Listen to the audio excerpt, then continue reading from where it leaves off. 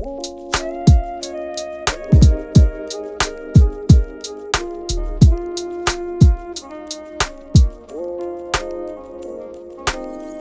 welcome to the Talk Spot. This is Marcus, and today I'm joined by Jamais Cascio. Jamais, thank you for coming on. How are you doing?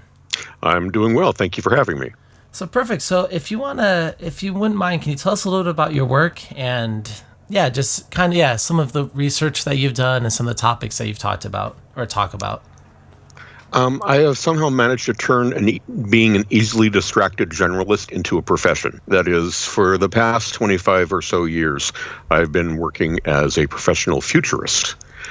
That means I spend my time scanning what's happening in the world, for everything from social changes and cultural movements and to political movements to changes in biotechnology and information technology and what's going on with energy and the economy, et cetera, and trying to see how these different developments across the spectrum of dynamics fit together to try to get a sense of not predictions of the future, but forecasts and implications.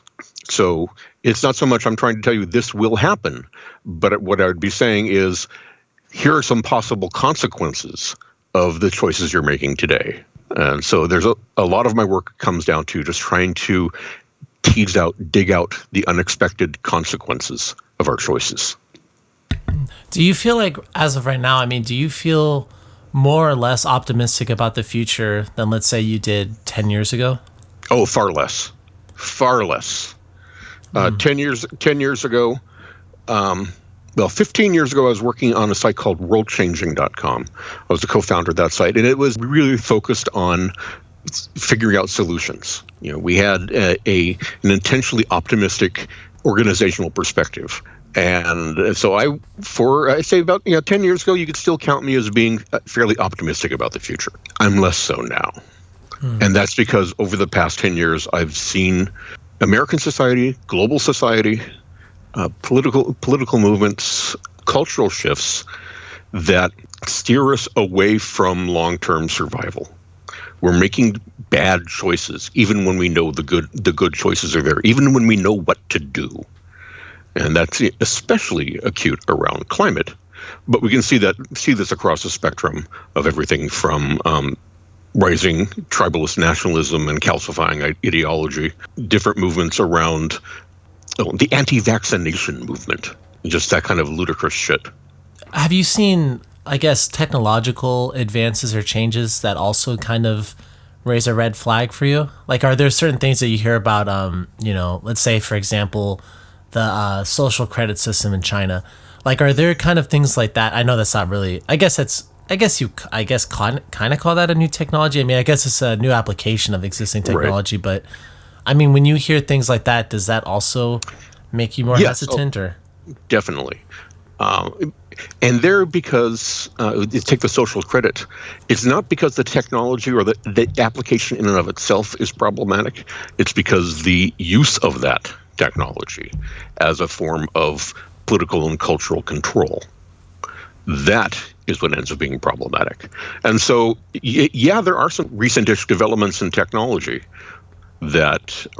mostly information technologies that have been very worrisome. The two that I would call out most clearly are those around surveillance and those around artificial intelligence.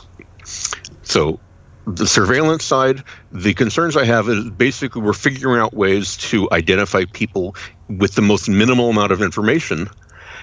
And we don't always get it right, but there is a tendency in a lot of authoritarian countries especially to see that as the truth, even if it's wrong. So basically, this is what the computer says, so the computer must be right. And so with surveillance, there's an ongoing effort to try to peer inside our behavior, both for political purposes and for marketing purposes. One of the biggest attacks on privacy has come from the spread of Facebook. And so it's people sometimes being willing to give up their privacy, but I think more often not quite understanding how much information they're providing about themselves. So it's not so much that people are saying, you can see everything, as they don't realize their curtains are open, figuratively speaking. With regards to artificial intelligence, The concerns I have are largely around a similar kind of problem of people trusting the machine more than they trust themselves. And there's been some really interesting experiments along those lines of a robot tour guide being identifying, oh, there's a fire in the building, let me lead you to an escape, and passing by several obvious escape doors and not taking them. And most people continue to follow the robot, even when there's an obvious path out that they pass by. So there's that kind of thing. But I think more importantly, we forget that these artificially intelligent systems, these machine intelligent systems, are programmed by people and have blind spots that come from the programmer's blind spots. There have been some really bluntly obvious examples of face recognition systems that can't identify an African American face because they've never had to deal with that. You have a bunch of white and Asian programmers dealing with white and Asian faces for the most part, and so haven't given that much thought. You have systems that build in existing biases. So the concern I have is you have these technologies that we ascribe great power to that still have all the human failings, or many of the human failings, and keep those failings hidden or make it hard for us to parse. So as we get more and more into deep learning systems, it's also finding it harder and harder to parse out the logic pathway about how they make decisions. And then building from that, I have a real concern about the use of this kind of technology in the military.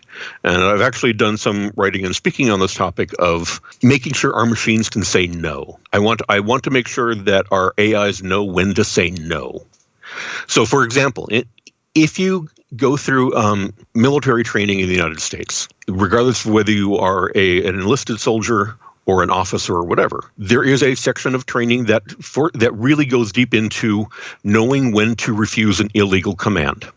And we've seen examples of, recently seen examples of military personnel, officers ordering their troops to do things that are unethical at best, illegal more often. And the soldiers have to decide for themselves whether or not they will follow this illegal command. If you have an AI that you basically can give an order to and it carries out those orders, and you tell it to burn this village, kill this group of people who are tied up in the corner, if it doesn't have the ability to recognize an illegal command, it will go ahead and commit a war crime. And you can take that model of machines knowing when to say no, and move it away from the obvious level of military and war crimes and move it to healthcare. You want a machine that knows when to say, no, I'm not going to give you another dose of OxyContin.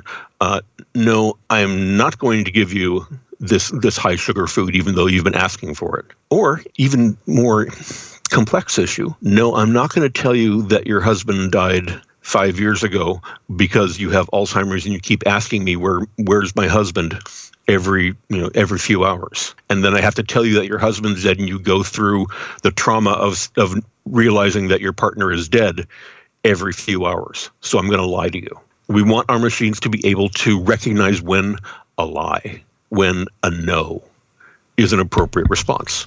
Yeah, no, I mean, I think that's a very good point that, like what you were saying, I mean, it might be obvious when it's things that are done by the, textbook. Like, so for example, those self-driving cars, a self-driving car should be programmed to know to stop at a red light. But yeah, I mean, all the little nuances though, that's when things become a lot more difficult.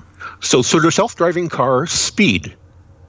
If you drive around, I live in the San Francisco Bay Area, and if you drive around the freeways here, when they're not backed up in traffic, most people drive well above the speed limit. And in fact, there are sections of highway where driving the speed limit puts you at risk because everyone, the speed limit is for this particular stretch of highway 50 miles per hour, but most people are driving 70. And so in order to remain safe, at minimum, but also just because you get there faster, people drive faster above the speed limit. But if you're programming your car, do you program the car to drive above the speed limit? That is, do you program your car to break the law? But if you say, no, I want my cars to obey the law, then you have a situation where people are very upset because they're not getting places as fast as they thought they would, because their cars are going so slow. Which actually might be, just as an aside, an interesting place for our systems to lie to us, because most people can't tell 50 miles an hour versus 60 miles an hour just from the feeling. And so if the speedometer readout says 60, but you're actually going 50 because that's the law, that might be a case where people are satisfied with being lied to. Essentially a cultural placebo. And if you do break the law, if you do program your machine to break the law, is that who gets ticketed? Would it be the person who owns the vehicle who had nothing to do with the programming? Should it be the company that built the vehicle? Should it be the individual programmers who made the decision, or the people who made the decision to, let's have it go up to 15% above the speed limit or whatever? And so the question of knowing when we want our machines to disobey us is actually really important, and is something we should be wrestling with now. But of course, we have other things that on our minds these days. I want to talk to you a little bit more about privacy, and you kind of mentioned that already a little bit, but I guess, I mean, people, obviously it's been in the news, the idea that Facebook is going to, Facebook is very much limited the type of, advertisement that you could do, in the sense of, what you can show, how you can find people, and seeing for myself, just clients I work with, that creating ads for them on Facebook, the whole process is a lot different than it used to be. I mean, the whole targeting marketing is a lot different. And one thing that I would ask about the privacy is, how much information do you feel like the average consumer is willing to give away about themselves before it kind of crosses into a line of that it's kind of uncomfortable? So, I mean, obviously, I guess, a good line would be something like, let's say for Christmas time, you go on to, I don't know, like Uggs website, right? For the first time, you're buying your girlfriend Uggs, or whoever, buying yourself Uggs, and you go to the site. And then after that, you start seeing ads for Uggs when you go on Facebook, or when you're on Google, or in other sites that run like AdSense and stuff. And then you see the banner ads pop up. I mean, do you feel like, is that a line that people are okay with? Or do you think even then people don't really actually like that idea that, they're kind of being tracked online a little bit? I think that it's a situation where people don't like it, but they're willing to put up with it for the convenience of being able to shop online in this particular case. Although what you said actually points out a recurring problem with this kind of tracking for advertising. You go and you buy some Uggs for your partner. You're not going to be going and buying Uggs again the next day. You have purchased your Uggs. And therefore, subsequent advertising for what you just bought isn't doing anyone any good. So I think that's actually kind of funny. I think people give away more information than they'd like to. There are plenty of cases of people going to websites where, what is your browser revealing about you, and being shocked at how much just simply their web browser information transmitted behind the scenes of their web browser, how much that tells about who they are. I actually use ad blocking across the spectrum of devices and connections. And that's in part because I don't like ads in general, but it's also because it's good protection. It's self-protection, because ads are often a vector for malware, or too often a vector for malware. Ads end up being part of a profile that may or may not be right, but gets used as if it is right. I just personally prefer not to have that in my face. So I don't use Facebook very often. I don't see ads most places I go to. I skip over them with my TiVo on television. So when it comes to surveillance and privacy, there are two pathways of risk. There is the top-down pathway, whether it's Facebook or the government, U.S. government, EU, China, whatever. There's that top-down surveillance that is intrusive and intrusive mass surveillance. And then there's the bottom-up, what sometimes gets called sousveillance, S-O-U-S, which surveillance is watching from above, S-U-R in French. Sousveillance is watching from below. And all of these mobile cameras that everyone carries with them, that increase, at some point we'll start wearing on our face, because it's easy. I mean, we're going to have people who, out beyond cops, who have to wear a body camera just to verify that they're doing their job. As we get into this space, we're constantly being watched by each other. is that a tool for protection, or is that a tool for violation? So you can say it's kind of obvious why it would be a tool for violation. You're basically taking pictures of each other and taking video of each other, and who knows what you're going to do with that. Where it can be a tool for protection is that it becomes a very effective way to push back against things like deep fakes. So deep fakes, the use of artificial intelligence to put one person's face on another person's head to show them doing things that they never did. Well, one of the ways you push back against the use of deep fakes is by having a proliferation of diverse perspectives on a particular event. So if you have a picture, a deep fake out there of Trump giving a talk or making a speech and saying something that he never would say, saying, I'm a big fan of Obama or something like that. You can do a deep fake and make it seem completely believable. But when you have dozens, if not hundreds, of people around the audience, around the crowd, holding up their camera phones, taking a video of that same talk, it can be readily proven that's not what he said. And so when you have a diversity of perspective, it allows you to push back against people who are trying to control the narrative by controlling the primary perspective. And so that it's a kind of protection. Are we willing to, and the question that I don't have an answer to, but I think is something we need to consider, is are we willing to give up person-to-person privacy, the surveillance privacy? Are we willing to give that up in order to have the convenience of being able to take pictures whenever we want, but also the safety of being able to protect our community and our society against intentional deception? And that it will likely be the dilemma that we face increasingly over the course of the next couple of decades. How much are we willing to give up in the name of protection? How much are we willing to give up of our privacy? Are we willing to give up in the name of better climate monitoring? How much are we willing to give up in terms of our behavior in the name of reducing carbon? A lot of this will come down to trying to figure out a way to avoid climate catastrophe. I mean, we're well on our way to absolute catastrophe, but there are things we can do. But doing those things increasingly will require us to accept behaviors we may not like, accept restrictions we may not like. And that wouldn't have been the case if we had gotten our act together and moved our asses 20 years ago. Yeah. No, the best thing would have been to get going on this after the Kyoto Accords in the early 80s. Well, to get moving on that would actually have made a major difference. But we waited. We kept going with taking the wrong path.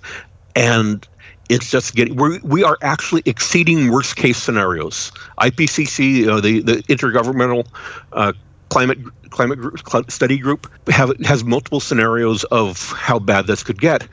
And the real world is worse than their worst case scenarios.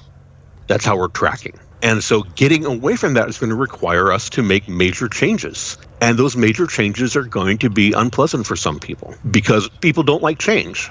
People don't like a new world. I mean, look in the case of politics. God, look yesterday in the UK. I don't know when this will be broadcast or when this will be streamed, but it's currently December 13. On December 12 in the United Kingdom, they just elected, they pushed through a Tory Boris Johnson majority. And that is due to a lot of people being afraid of a changing world. Whether it's technologically or socially or economically changing, and wanting to reassert control over things that they can understand, like borders. And we see this happening in the United States as well. And it's it's a completely legitimate reaction, or at least a completely understandable reaction that in and of itself presents us with really dire consequences. So you asked me at the very beginning of this conversation, am I more optimistic or less? And I said I'm less. Well, this is why. Because we are closing off our options. We are moving towards a situation where we will be forced by the environment, and I don't mean that in the green sense, but just in our surroundings, forced by the world around us to accept things that we would not otherwise have had to accept had we made better choices before. Whether it's around climate, whether it's around politics, whether it's around reproduction. We're going to be facing a situation where we have no good choices left because we abandoned the good choices decades ago. Oh, yeah, that's definitely, you raised some very good points there. I'm fun at parties.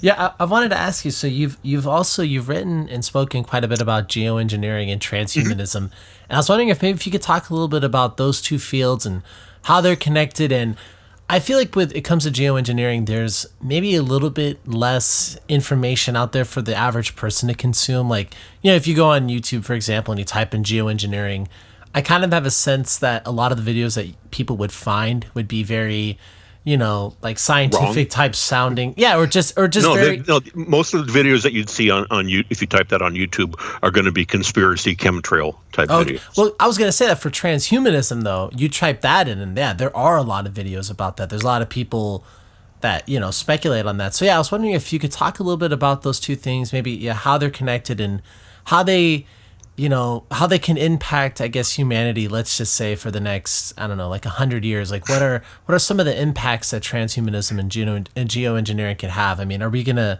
see a world where it's Gattaca? Like, have you seen that movie? Oh yeah. I mean, is that a possibility? I don't know. I mean, I was just saying, if you could maybe talk about those two. Well, when you take a movie's always going to be a narrowed narrative. That is, they take the most understandable, simple parts of an idea to be able to use that to construct a story with an arc. So I wouldn't say we're moving towards Gattaca, but Gattaca is a nice illustration of what parts of it might feel like. However, geoengineering and transhumanism, there aren't a lot of technical connections between the two, but they both come from the same place of trying to assert a measure of control over an intrinsically uncontrollable system. And whether it is the geophysical system of the ocean climate interactive system, or it's the social and biological system of human society. And so what you see with both geoengineering and transhumanism is a desire to control and pushback from people who are afraid of being controlled. Because we don't have a good track record of making the right decisions with big controlling systems. So let's take for geoengineering. Geoengineering, for people who are unfamiliar with the concept, is the idea of doing global scale changes to our geophysical systems in order to protect against climate catastrophe. The one that gets the most press is something called solar radiation management, and that is essentially blocking out a small percentage of sunlight to keep temperatures down. It is, at best like a tourniquet. It will keep you from dying, but it's not going to make you any better. So blocking out a small amount of sunlight would hold temperatures down, but the carbon would keep increasing, oceans would continue to get acidified, and we'd have to pump more and more stuff into the stratosphere to keep temperatures stable. So it's not a solution, it is a stopgap act of desperation. But people are talking about it because, and I'm actually glad that there's a lot of increasing amount of conversation, especially in scientific circles, because if we choose, I don't want it to be a pathway we take because we have no other options, which is the direction that things seem to be going. I would not want it to be something that we did because anything else would be worse. No matter how bad the consequences are of geoengineering, if we do without it would be worse. I don't want to be stuck in that position. I want us to understand what not to do, what steps not to take if we end up needing to try to hold down temperatures, or end up needing to try to enact big geophysical changes to pull carbon quickly out of the atmosphere, which is another form of geoengineering. So that's the system or the issue with geoengineering. It's a complex system that's we can't really control, and we're trying to exert some control over it to avoid catastrophe.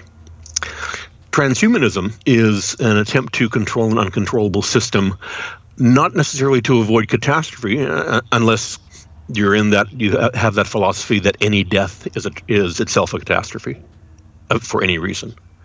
It is an effort to control how we evolve in order to achieve goals that seem like the right choice at the time. So just like with geoengineering, we want to know what not to do. We need to study this to know what not to do.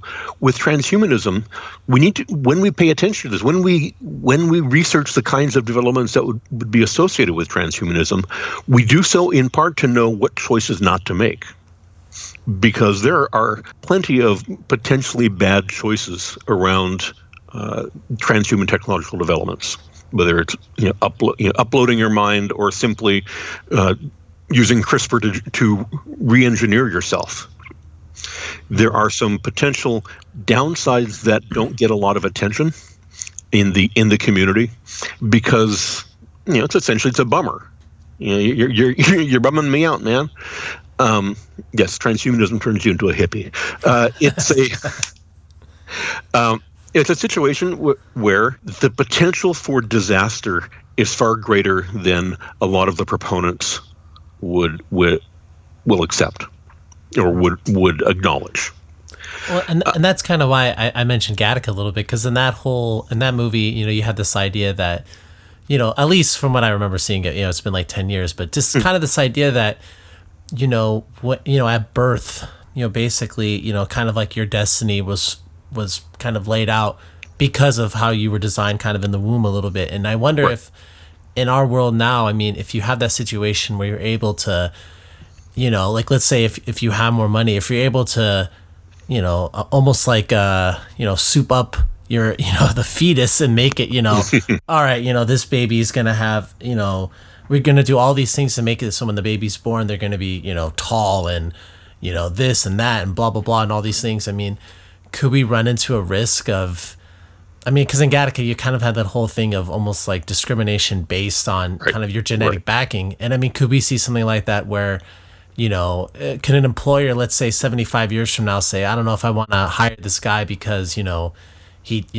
maybe he's more prone to diabetes or this or that. And he doesn't have the backup memory adjustment. Yeah. Or he reads at human speeds instead of machine speed. That kind of thing is definitely a possibility, and we see it already. We see that already when we realize that things like mobile phones are just extremely primitive versions of the technologies we associate with transhumanism.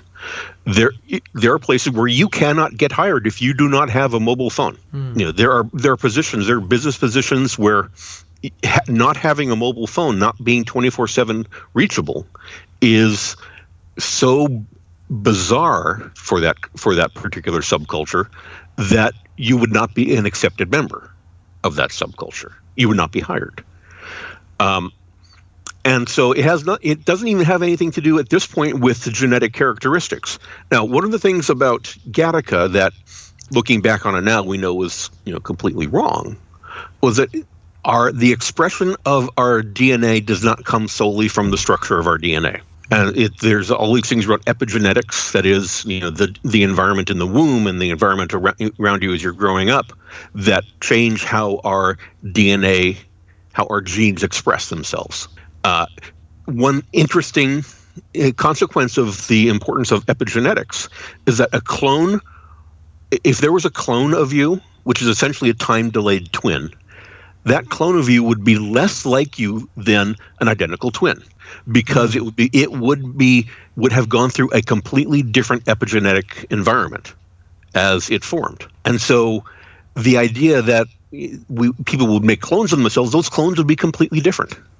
They may have some superficial visual similarities, but they would not be the same person, anywhere close to the same person. Not nearly as much as an identical twin. And we know there are plenty of differences between identical twins. Yeah.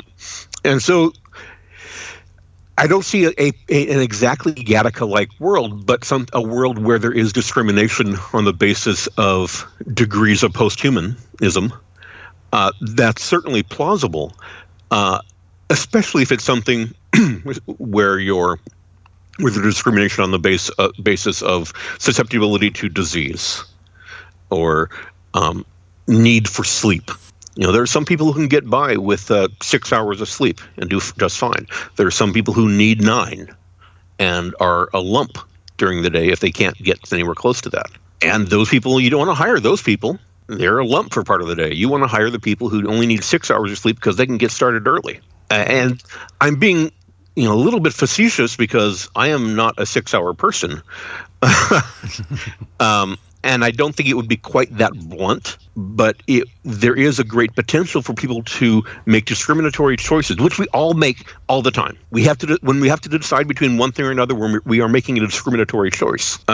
People making those choices on the basis of uncontrollable aspects of a person's, ostensibly uncontrollable aspects of a person's body and mind, that some people have chosen to shift, whether it's in the womb or as an adult. I mean, you can always do some genetic rewriting with something like CRISPR++ or whatever. I wouldn't say that's at the top of my list of things I'm worried about for the future.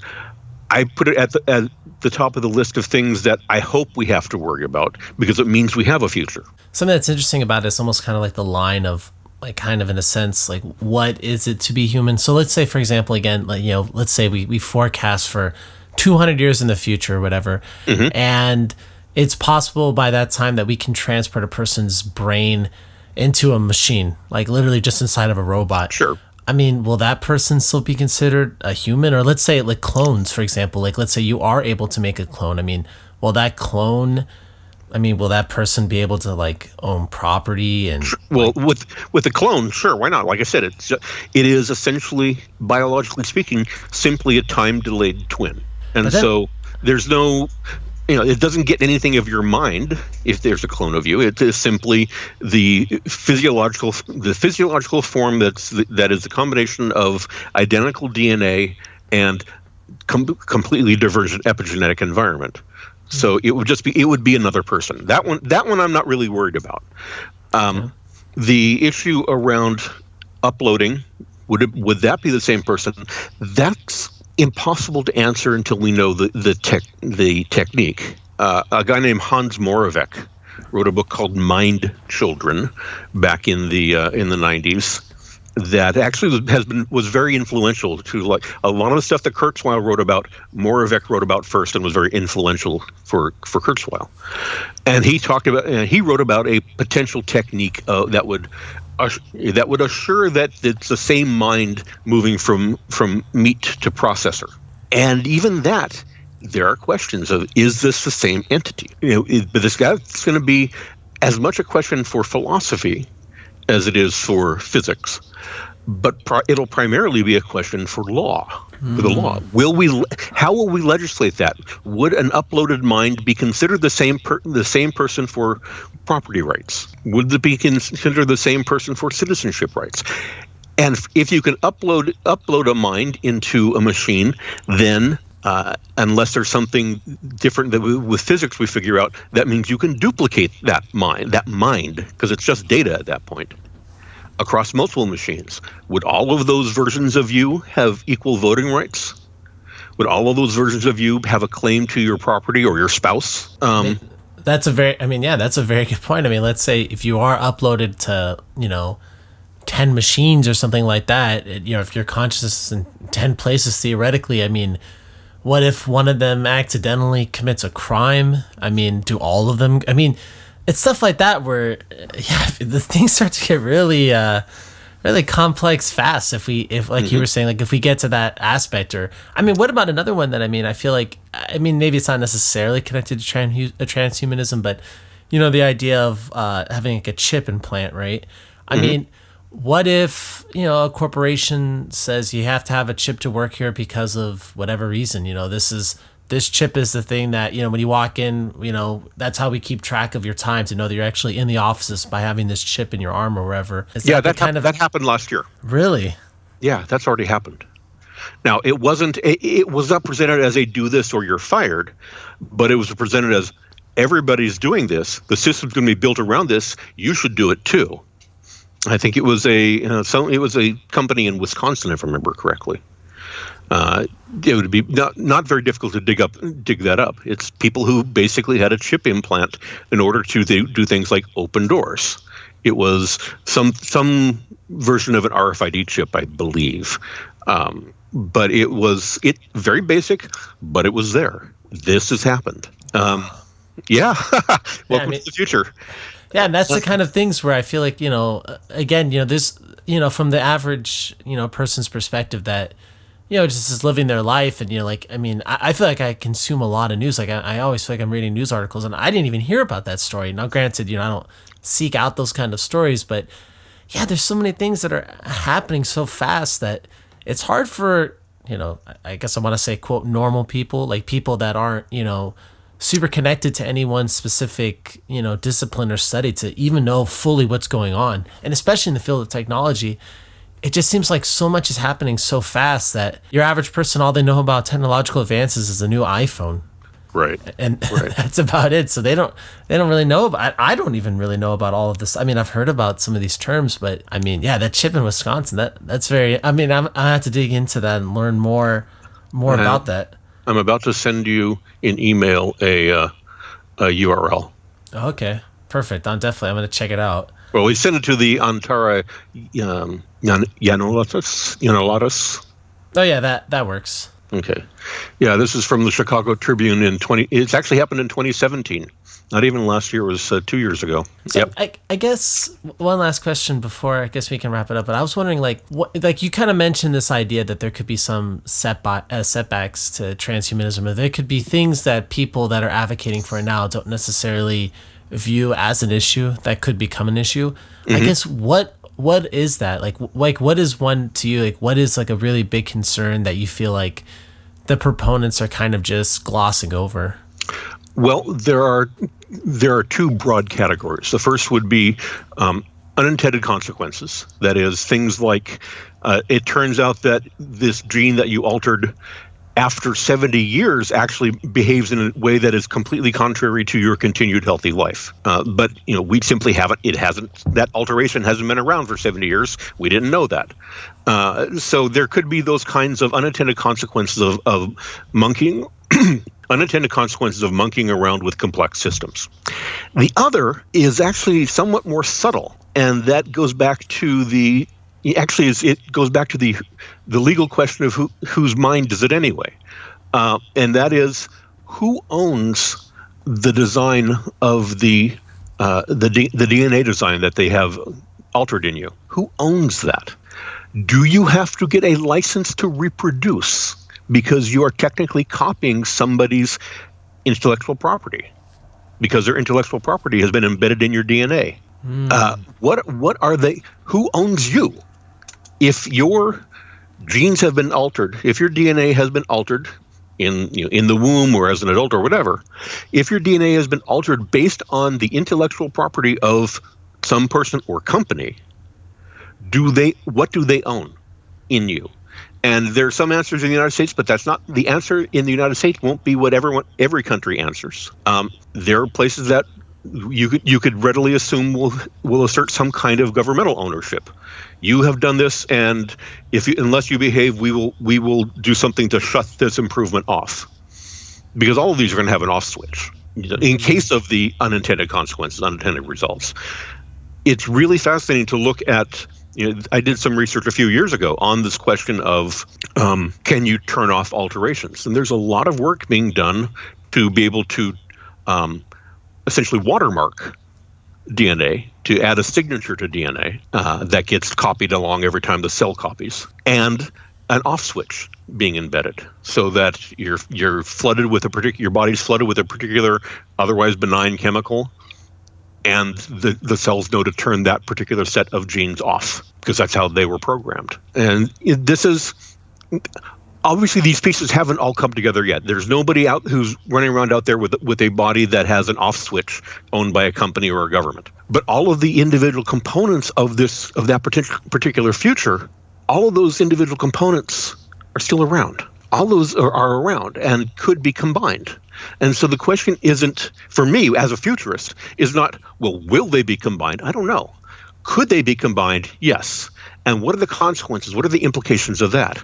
So my job has been, for the last 25 years, looking at these weird, crazy, bizarre, fascinating, tempting developments and thinking about how do they combine in weird ways.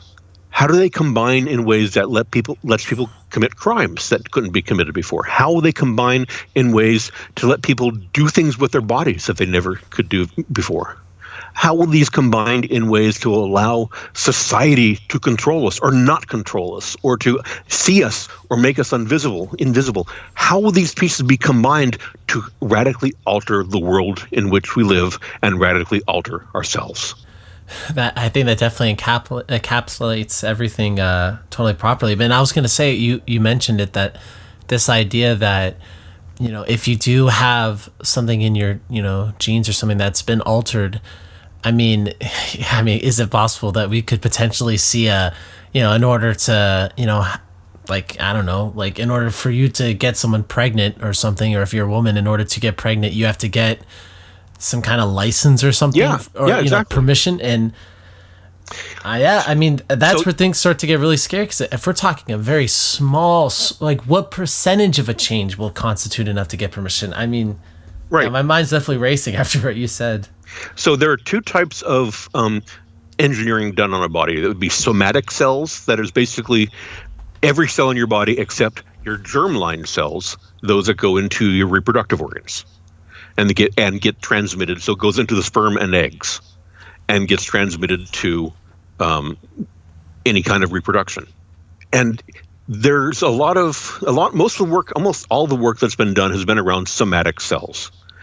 And those changes don't get passed on. So somebody messes around with you in the womb, somebody does something with CRISPR, you do it yourself, whatever, and it'd be really, really ridiculous. You sprout wings. That will not be passed on to your offspring should you reproduce, as long as that's just a somatic cell change. Changing the germline, changing the DNA of eggs and sperm, that's when you start getting the deep questions around ownership, around IP, around control. Because there you have embedded it into the human line and will reproduce and will recombine with other people down the road. And you start to get other interesting questions around how do different engineered tweaks interact with each other. If one person has a particular change to their body and another person has a different change to their body, and they get together and reproduce, what will the effect be on the child? If you look at your basic Punnett squares, the basic Mendelian genetic matchups, it's very possible that some of these things would not be dominant, and you'll end up with most of your kids not having either one of those changes. Or it could be something where they combine in a way that is really not life supportable. Now, that right there is a reason why there's a lot of resistance, both ethical and personal resistance among genetic scientists to engage in germline engineering. But it will happen because it is possible, and because somebody will say that it is an advantage that they can't give up. If I have this done to me and in my somatic cells, and it makes me smarter and taller and gives me the exact kind of body shape that I want to pass that on to my kids, because I want my kids to have those same advantages. And the easiest way to pass it on to my kids is to add it to my sperm or add it to my eggs. Wow. These are very, very interesting topics, and definitely I want to thank you so much for coming on. How can we follow the work that you do? Like, are you on Twitter? Do you update your website? How can we keep up with everything that you're doing? Well, the best way these days is probably Twitter. And so my username there is Cascio, Cascio. So it's very easy to find me. And actually, in the past couple of days, I've been putting out lengthy essays around dealing with global catastrophe and the emotional aspect of that, because it is often easy for people who are in a techno-social milieu, a culture like you get around the internet and you get around high-tech stuff, to forget about the importance of emotion. And We have a situation where emotion, feelings of grief, of rage, of fear, are very critically shaping our political and social interactions. And that can't be dismissed. And it's too easily dismissed by people who want to see a technological solution for everything, or at the very least, a rational solution for everything. Mm-hmm. And so at Cascio, Cascio, openthefuture.com is a repository of videos and essays and links. It doesn't get regularly updated except when I have something interesting to add to it. But it's a way to look at the history of what I've been thinking. Open the Future, I started in 2006, so it's been around. And then there's links to the stuff from World Changing that started in 2003.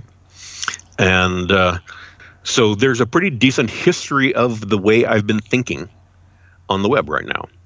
And I will own up to it even when it's really dumb. There's always components of it that are really dumb.